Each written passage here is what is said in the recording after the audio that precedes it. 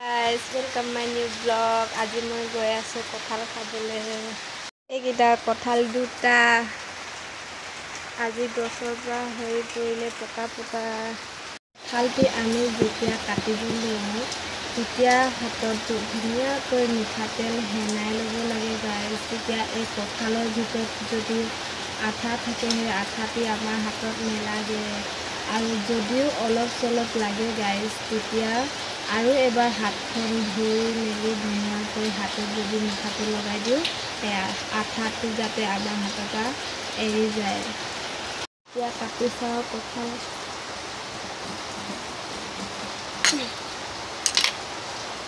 কঁঠালৰ ফুট বুলি কোৱা যায় অসমীয়াৰ পৰা। এইখিনি খাই ইয়াৰ ভিতৰত গুটি আছে। গুটিটো শুকাই মেলি বইল কৰি গুচাই খাবলৈ ভাল লাগে দাইলৰ লগত খাই।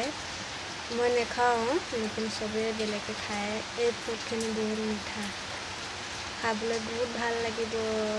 গাইজ এটা এটাকৈ কিমানখিনি খাব পাৰোঁ সিমানটো প্লেটত লৈ লৈছোঁ গাইজ।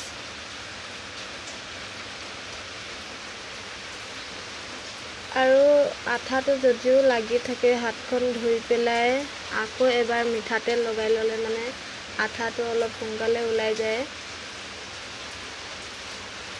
বহুত আঠা আছে কঁঠাল।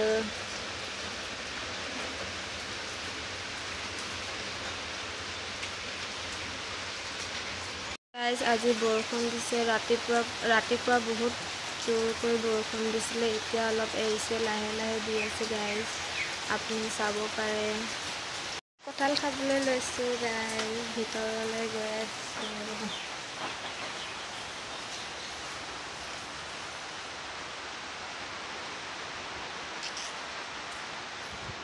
এতিয়া মোৰ কঁঠালৰ পিচকেইটা এইটো খাম এতিয়া।